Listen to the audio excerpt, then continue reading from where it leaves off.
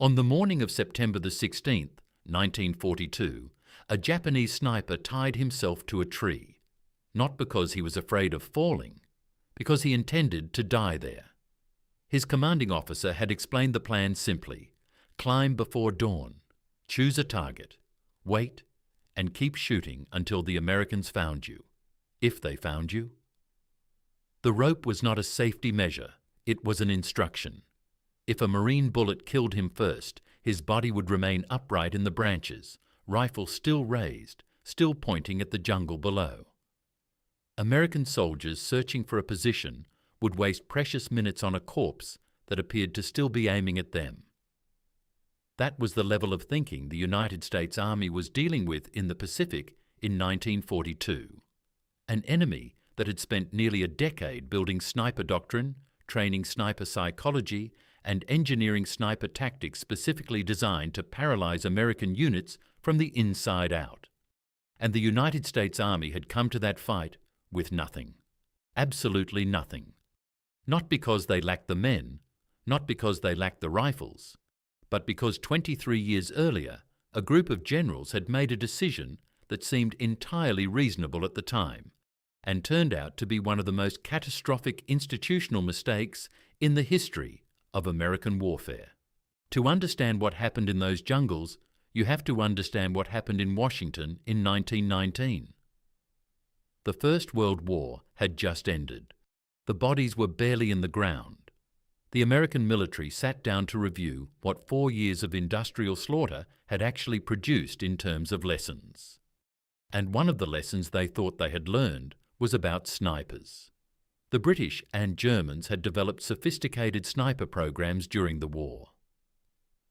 Dedicated marksmen trained in concealment, camouflage, stalking, and the patience to wait hours or days for a single shot. These men had been extraordinarily effective.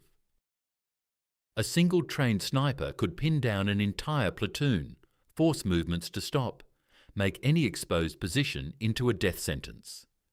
The military on both sides had considered them among the most dangerous threats on the Western Front. The American generals looked at all of this and reached a conclusion that made perfect sense within the framework of everything they believed about war. Snipers were a product of trenches.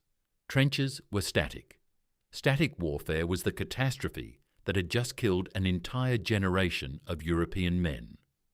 America was not going to fight that kind of war again. America was going to fight a mobile war, an aggressive war, an offensive war, where ground was taken quickly and held decisively, where momentum was everything and long drawn-out positional warfare was the enemy of American military doctrine. In that kind of war, snipers were not just unnecessary. They were a distraction. They consumed resources, required specialized training, and served a tactical purpose that simply would not exist in the fast-moving conflicts of the future. The sniper schools closed. The training manuals were shelved or simply not written. The equipment went into storage, and the institutional knowledge, the hard-won understanding of how to train a man to kill at distance, how to teach concealment, how to build a two-man team that could operate deep in enemy territory for days at a time, all of it walked out the door with the veterans who had developed it.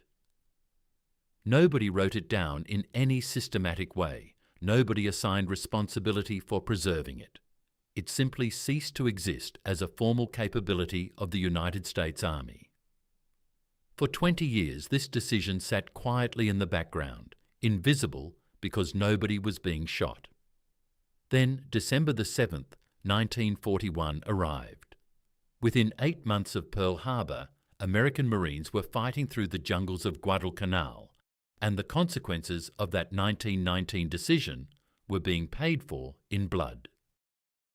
The Japanese Imperial Army had done the opposite of everything the American generals had decided. They had not abandoned sniper development after the First World War. They had expanded it, refined it, and specifically engineered it for jungle warfare. Japanese sniper candidates were selected for psychological stability as much as shooting ability. They trained for months in concealment techniques that went far beyond anything in conventional military doctrine. They learned to build hides that were invisible from distances of less than 10 feet. They were taught to choose firing positions not based on the best angle to shoot from, but based on the angle that would make them hardest to locate after firing. They memorized the behavioral patterns of American soldiers, specifically the ways that trained men unconsciously give away their positions under fire. On Guadalcanal, this translated into a specific and devastating tactic. Japanese snipers targeted officers first, then radio operators, then medics. Not because these were the most dangerous soldiers, but because they were the ones whose deaths most effectively shut down American decision-making at the unit level.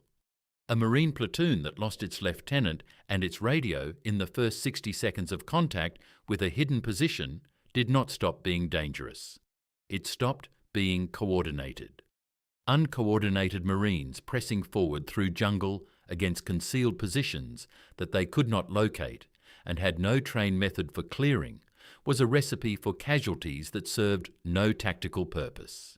In the first month of serious jungle operations on Guadalcanal, the 1st Marine Division reported 47 men killed by sniper fire.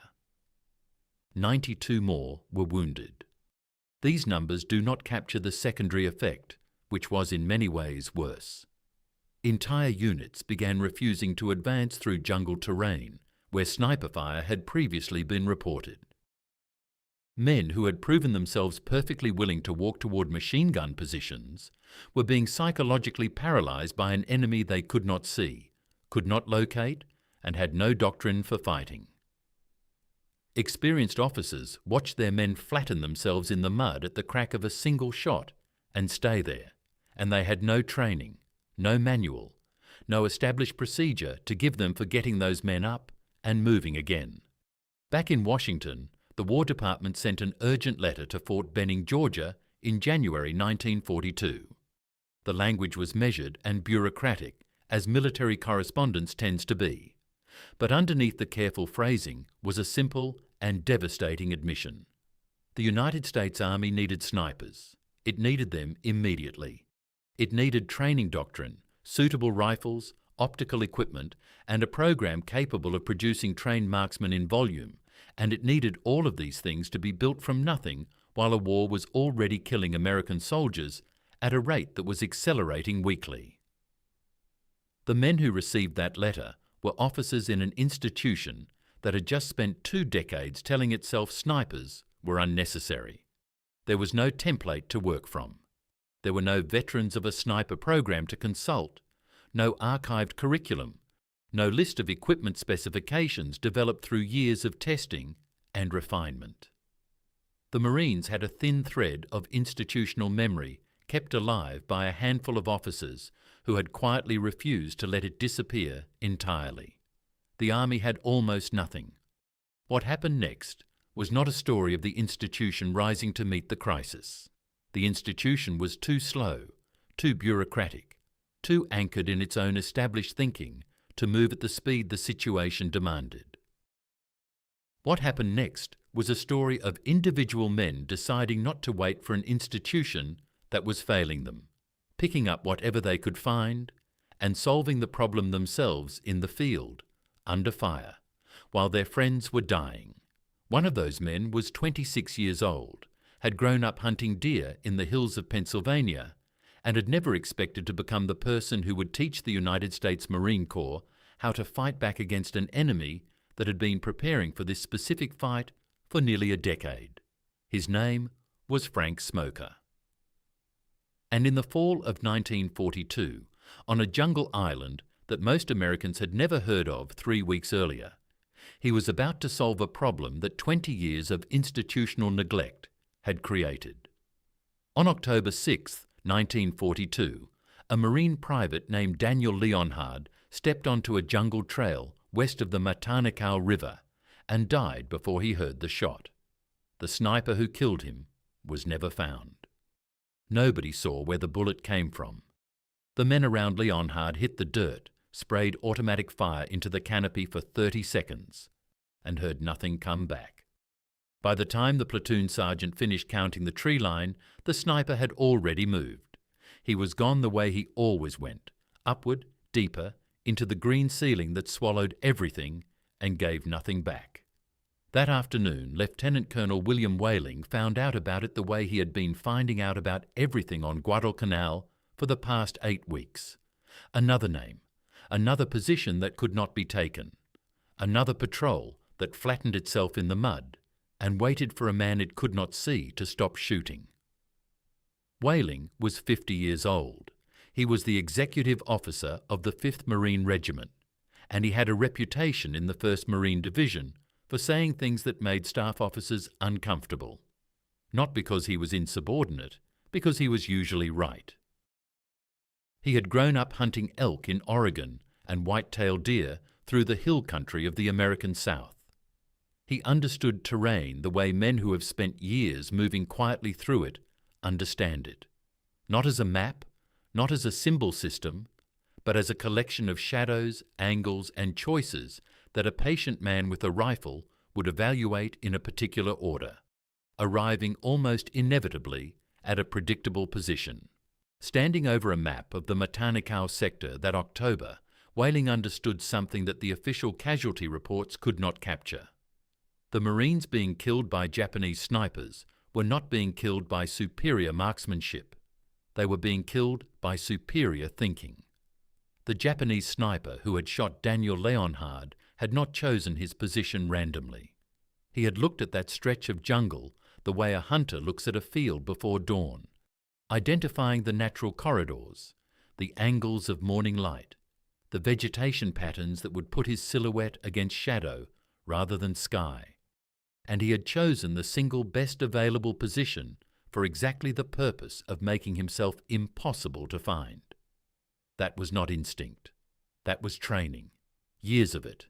And it could be reversed. Whaling walked through the camps on Guadalcanal and started asking one question. Who here hunted before the war? He was not looking for the best shots. The Marines already had marksmen. What he was looking for was something that could not be taught in 8 weeks of basic training and could not be approximated by any exercise in a stateside field manual. He was looking for men who understood patience as a tactical weapon.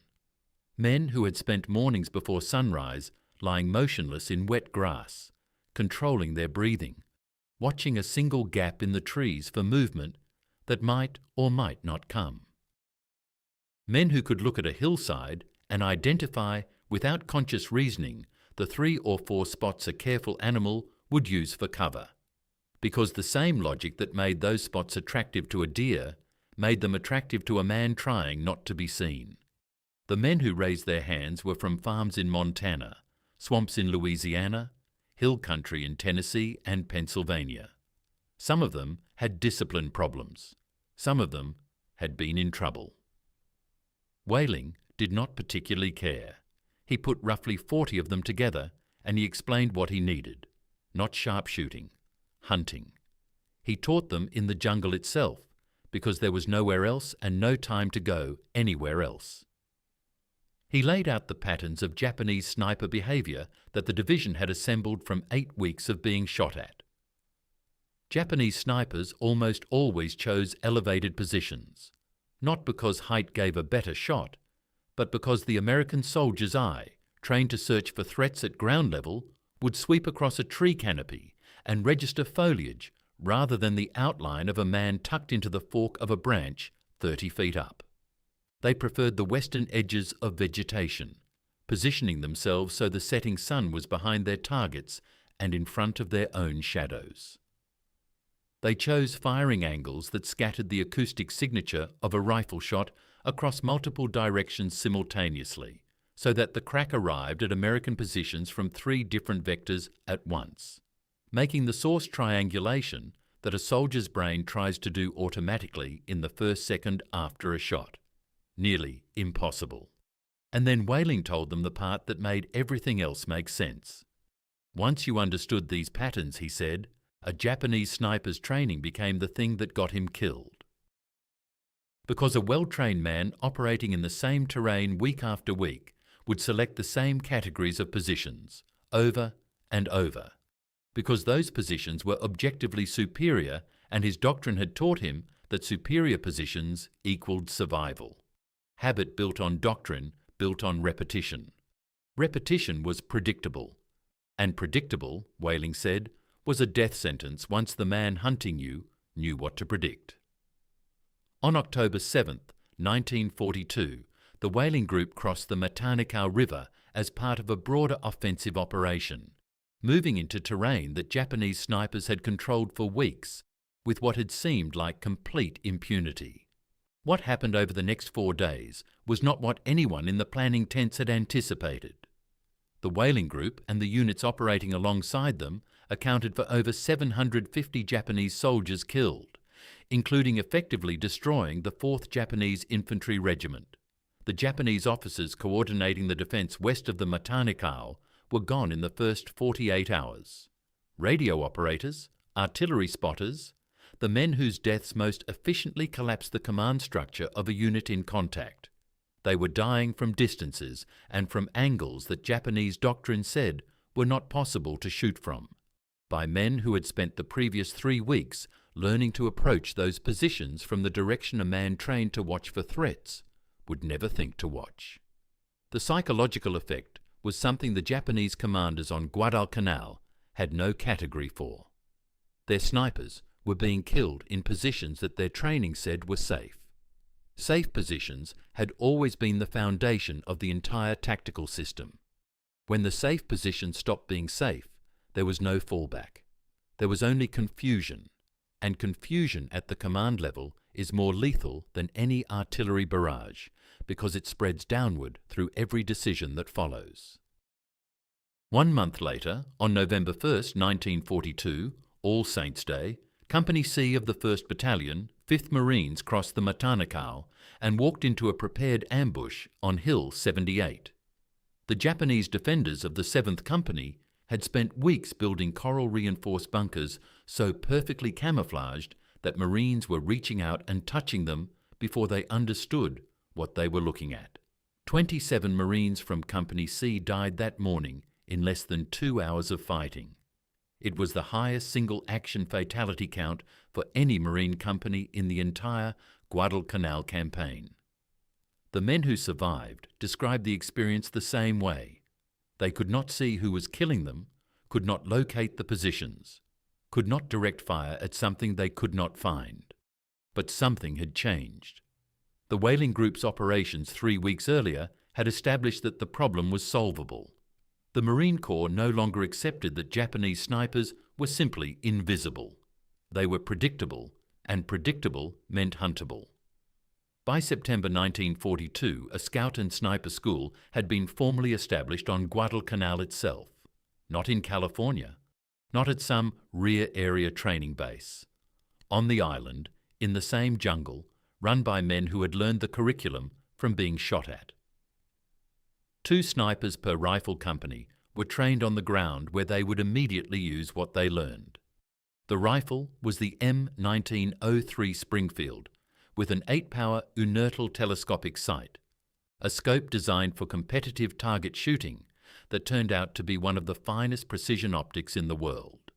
The Japanese Type 97 sniper rifle carried a scope that magnified 2.5 times and was effective to roughly 450 yards. The Springfield with the inertial in trained hands was accurate past 1,000 yards. Japanese snipers were being engaged and killed from distances their own weapons could not reach, from positions they were occupying because their doctrine told them those positions were safe. They were dying, and they did not know why, and that uncertainty was a weapon as effective as anything with a trigger. By December 24, 1942, Headquarters Marine Corps issued official orders establishing the Scout Sniper program across the entire Corps. By April 1943, a 43-man Scout Sniper platoon was authorized for every infantry regiment. What William Whaling had built from a question asked in a jungle camp, who here was a hunter, became the formal institutional answer to the problem that 23 years of neglect had created. But the Army had been watching. And what they were watching was not just a tactical innovation. It was proof that the entire premise their generals had accepted in 1919, that snipers belonged to a kind of war America would never fight again, had just been tested against reality on a Pacific island and had failed completely. The Army was going to have to build its own version of what whaling built, and the man they would eventually choose to build it had never been to a sniper school, had never trained as a marksman, and was, at the moment, the Marine Corps was writing its first sniper doctrine, sitting in a military hospital in New Georgia with a Japanese bullet in his left shoulder, waiting to find out if he was going to lose the arm. On January 22, 1943, Lieutenant John George lay face down in the mud under a banyan tree and tried not to breathe. He had been in this position for 4 hours. His elbows were bleeding where the volcanic coral had worked through his jacket. The humidity was so complete that sweat and the morning's rain had soaked through everything he wore, and the jungle around him smelled of rot and something else he had learned to recognize over the previous 3 weeks, the particular metallic sweetness of blood that had been exposed to tropical heat. 14 Americans had been killed in this sector in the last 72 hours. Their unit could not advance. Their patrols came back with casualties and no information about where the shots had come from. George had a rifle that his battalion commander had told him to leave in his tent. It was a Winchester Model 70, bolt action, .30-06 caliber, fitted with a Lyman Alaskan scope. He had bought it with 2 years of National Guard pay before the war and carried it to the Pacific over the objections of every officer who saw it. Captain Morris had told him directly that civilian hunting rifle has no place in this battalion. Leave it behind and carry a Garand like everyone else. Other platoon lieutenants had been less polite about it. Mail order sweetheart, one of them called it. A toy.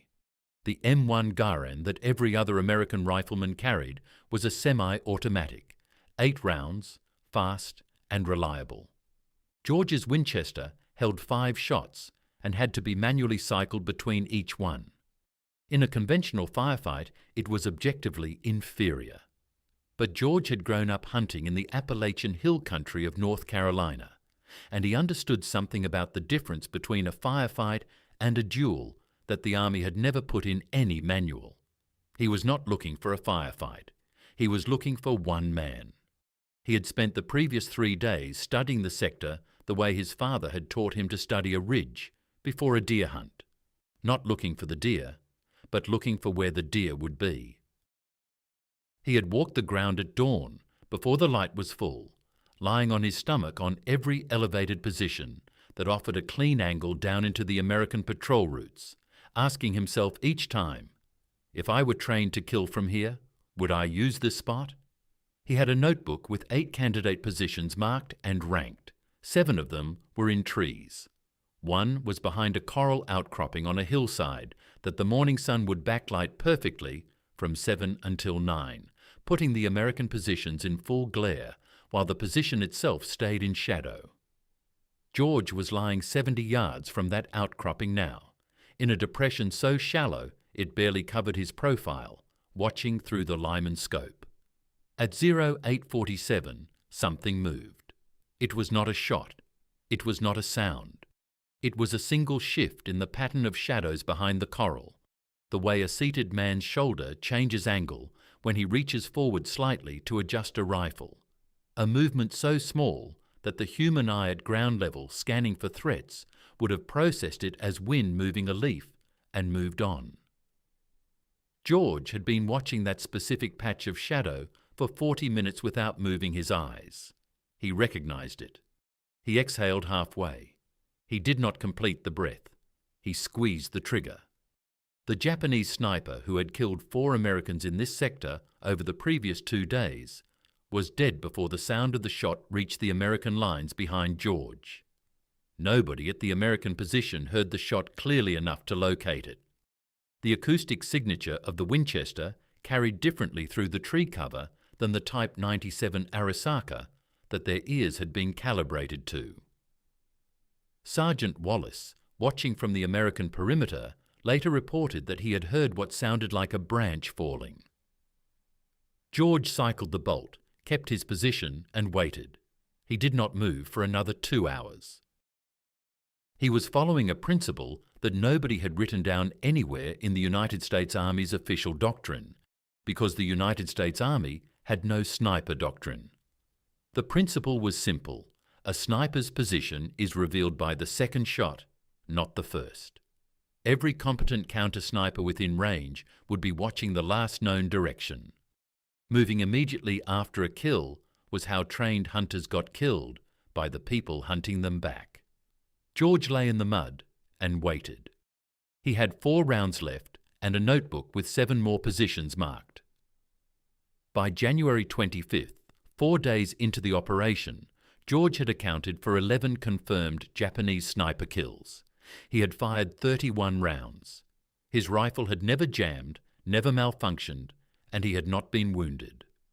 The sector that had been hemorrhaging American casualties at a rate of 3 to 4 men per day went completely quiet. Not because the Japanese had retreated, because the men doing the killing were dead, and their replacements were not moving into positions they could no longer trust were safe. Captain Morris, the officer who had told George to leave the mail order sweetheart in his tent, wrote a report that went up to division headquarters. The report contained a line that nobody in the Army chain of command knew how to process in January 1943, but that would become fundamental to American military doctrine before the year was out. Individual precision marksmanship by trained counter-snipers operating independently and without fire support represents the most effective tactical response to concealed enemy sniper activity in jungle terrain. Division headquarters read the report and faced an immediate problem. They wanted to replicate what George had done. They wanted to train every regiment to do it. But they had no curriculum, no program, no established doctrine, and no time to send men to a school that did not yet exist. What they had was 14 Springfield M 1903 rifles fitted with Unertel 8-power scopes left behind by the Marines when they rotated out of Guadalcanal, and 40 men in the regiment who had qualified as expert marksmen on a stateside range. They handed all of it to Lieutenant George and told him to build a sniper section from nothing. Training started on January 27th at a makeshift range 2 miles east of Henderson Field, on an island still under intermittent artillery fire. George had no manual. He taught from memory, from what he had learned over 4 days of lying in the mud with the Japanese trying to figure out where he was. Expert range marksmen, he discovered immediately, were not snipers. They could hit a stationary target at 500 yards under controlled conditions, which was impressive and essentially useless. They had been trained to stand or kneel, to use a sling for support, to breathe correctly, and to squeeze rather than pull the trigger. All of this was correct, and none of it was sufficient for what the jungle required. What they had never been taught was stillness. Not stillness as a shooting technique, but stillness as a state of mind that had to be maintained for hours at a time, through discomfort and boredom, and the particular creeping terror of knowing that somewhere in the green wall in front of you, a man with a rifle had been specifically trained to kill people who moved. George had men lie in vegetation for 4 hours without moving while he walked through the training area looking for them. If he could see them, they failed. He made them lie there while he had other trainees fire weapons 200 yards away, inducing the specific reflex that combat triggers in the human body, the desperate, almost overpowering impulse to move, to flatten, to get away from the direction of the sound. Learning to suppress that reflex was not a shooting skill, it was a neurological one. And it could only be built through repetition in conditions that approximated what the real thing felt like. By January 30th, 32 of the 40 men could consistently hit man-sized targets at 300 yards under field conditions. George divided them into 16 two-man teams, shooter and spotter.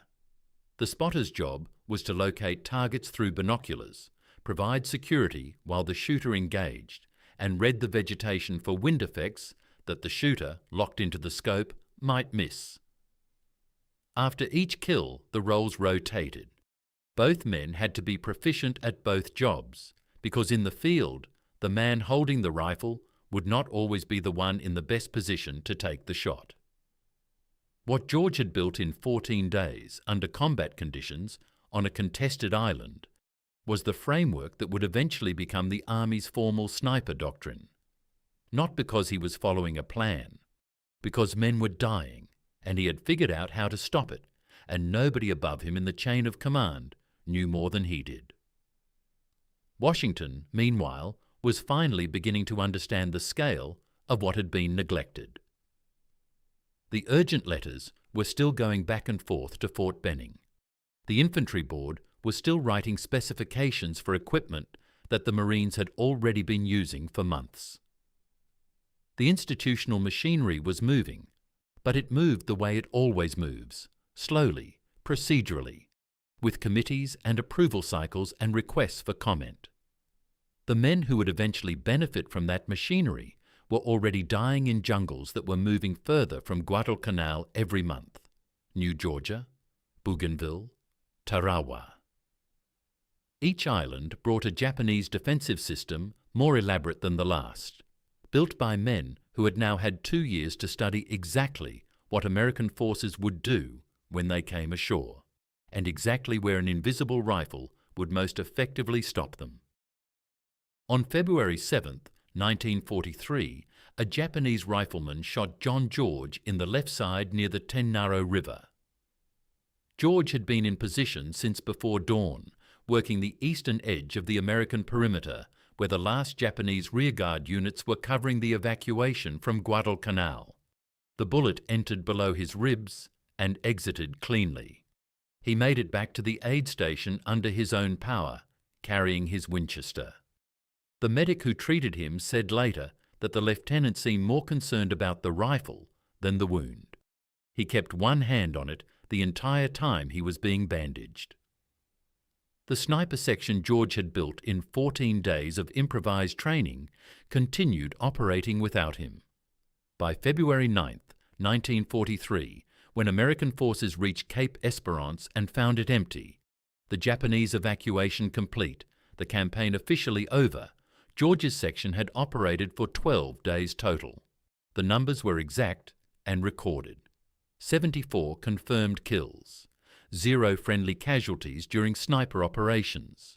40 men who had arrived in Guadalcanal as conventional riflemen had been transformed, in 2 weeks of field instruction by a man with no manual and a notebook full of hand-drawn range cards, into the most effective anti-sniper unit the United States Army had yet fielded in the Pacific Theatre. Captain Morris, the officer who had told George to leave his mail-order sweetheart in his tent, wrote the after-action report himself. He did not mention that he had been wrong. George recovered from the wound and was transferred to Merrill's Marauders in late 1943.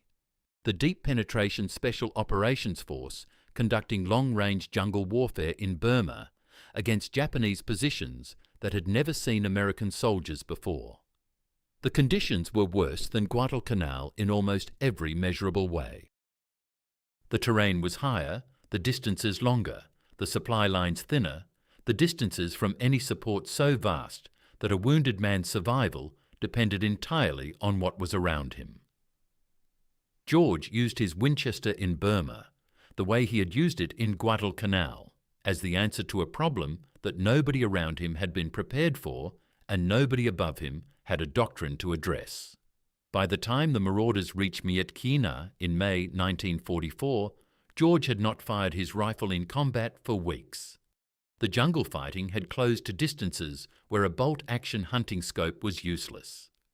Most combat in the final phase of the Burma campaign happened at 50 yards or less. He was evacuated in June 1944 with the rest of the surviving Marauders, promoted to captain and assigned to Fort Benning, Georgia. His job was to train infantry officers in marksmanship and small unit tactics. He kept his Winchester. The Army did not ask for it. Some men in the training cadre had heard the stories from Guadalcanal. Most had not. At Fort Benning, George did something that turned out to be more important than anything he had done in the jungle. He wrote it down. The book was called Shots Fired in Anger. Published in 1947, it was a methodical, unsentimental account of everything George had learned about precision marksmanship in combat, the selection of positions, the reading of terrain for wind and elevation, the psychology of patience, the specific ways a trained sniper reveals himself without knowing it, the difference between a man who can hit a target on a range and a man who can hit a target that is actively trying not to be found and is simultaneously trying to find him. It was not written for a general audience. It was written for soldiers, by a soldier, in the direct and functional language of a man who understood that the people most likely to need this information were the people least likely to survive long enough to learn it through experience. The book became required reading at the Army's newly established sniper programs. The institutional machinery that had been so slow to move in 1942 and 1943, the letters and committees and approval cycles, had eventually produced a formal curriculum, formal equipment standards, formal training pipelines. But the curriculum drew heavily on what men like George and Whaling had figured out under fire on the ground. The institution had finally caught up to the solution that the men dying in the jungle had already built from scratch. Now comes the number that nobody in the Army's planning offices in 1919 wrote down, because it was not a number anyone was thinking about when they made their decision. Between August 1942 and February 1943, during the 6 months of the Guadalcanal campaign, the 1st Marine Division and associated Army units suffered approximately 7,000 casualties. A significant portion of the early casualties, concentrated in the first 8 weeks of the campaign, before any organized counter-sniper capability existed, were directly attributable to Japanese sniper activity against which the Americans had no trained response. 47 killed in a single month in one division, 92 wounded, patrols that stopped advancing, officers lost faster than they could be replaced.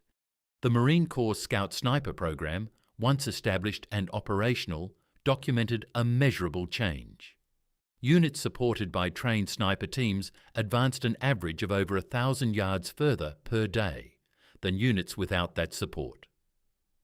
On Saipan, on Iwo Jima, on Okinawa, Marine sniper teams operating with 8-power inertial scopes engaged Japanese officers and communications personnel at ranges their enemy's weapons could not answer.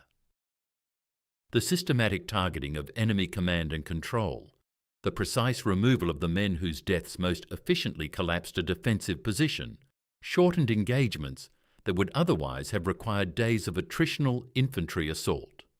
The question that cannot be answered with certainty, but that every military historian who has studied this period has eventually asked, is this: how many of the American men who died on Guadalcanal in August and September 1942 would have survived if the decision made in a Washington conference room in 1919 had been different? If the generals who had decided that snipers belonged to a kind of war America would never fight again had looked at what they were discarding and chosen instead to maintain it, to keep the knowledge alive, to hand it forward to the next generation of soldiers who would need it? There is no clean answer. War does not offer controlled experiments, but the trajectory is visible. John George needed 4 days and 12 rounds to solve a problem that had killed 14 Americans in 72 hours. Whaling's hunters needed 4 days along the Guadalcanal to break a Japanese sniper network that had been operating with impunity for weeks. The solution was not complicated. It was not expensive. It was not technologically sophisticated. It required patience, terrain reading, and the specific cognitive skill of understanding how a trained man thinks when he is trying not to be found. Skills that hunters already possessed. Skills that the Army had once understood and deliberately chosen to forget. 23 years. That is the distance between the decision and the cost. In 1947, John George's Winchester Model 70 was photographed for the frontispiece of Shots Fired in Anger. The rifle had been to Tennessee, to Guadalcanal, to India, to Burma, and back to Georgia. The stock was worn where his cheek had rested against it in a dozen different positions in 2 different theatres of war. The scope that officers had called a mail-order toy had gathered light on the western edge of tree lines chosen by men who believed their positions were safe, and had shown George what they were doing there. And George had ended it with the controlled mechanics of a man who had grown up knowing that patience was not a virtue. It was a method. The rifle is at the National Firearms Museum in Fairfax, Virginia. It sits in a display case behind glass, stock smooth from use, the Lyman Alaskan scope still mounted exactly as it was on the morning of January 22, 1943, when an Army lieutenant lay in a depression in the jungle floor and tried not to breathe, and waited and watched and solved with 1 man and 1 civilian hunting rifle a problem that 23 years of institutional certainty had failed to prevent.